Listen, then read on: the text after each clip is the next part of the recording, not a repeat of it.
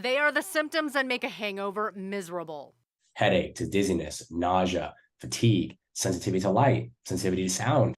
Dr. Joshua Liao is an internal medicine doctor at UW Medicine. He says there can be multiple hangover symptoms all at once, so there's not a single specific cure. And unfortunately, we don't have ironclad or tried and true evidence for any one method. But before we debunk the myths, what exactly happens to our body during a hangover?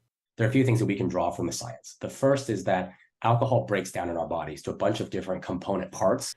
The process of metabolizing that alcohol can dehydrate the body, creating those nasty symptoms. It can even mess with sleep. It can affect hormones that actually regulate our biological clocks.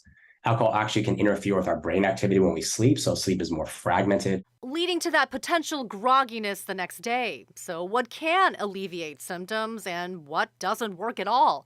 First, Dr. Liao says forget about that beer or Bloody Mary the next morning, commonly known as Taking a hair from the dog that bit you. It's a very interesting kind of term. The idea is, well, if hangover symptoms come when the alcohol levels are low, let me take another sip of alcohol, to kind of curb that. I think that perpetuates the cycle. It can actually prolong the symptoms.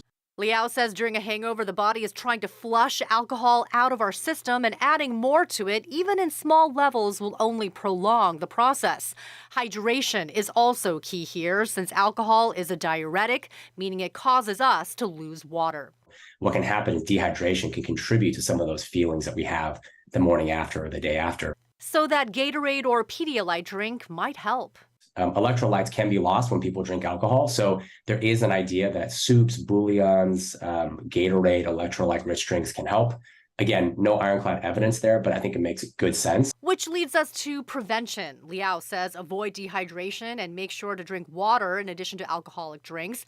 And don't drink alcohol on an empty stomach. Eating before and during drinking prevents blood sugar levels from dipping while the body breaks down that alcohol. And it does not have to be greasy food. And there's not the food or this other food, but things like carbohydrates, toast, juice, things that have sugar in it can really help as well. But ultimately, it falls to this. If you want to prevent a hangover, there's only one tried and true method, which is abstinence from alcohol.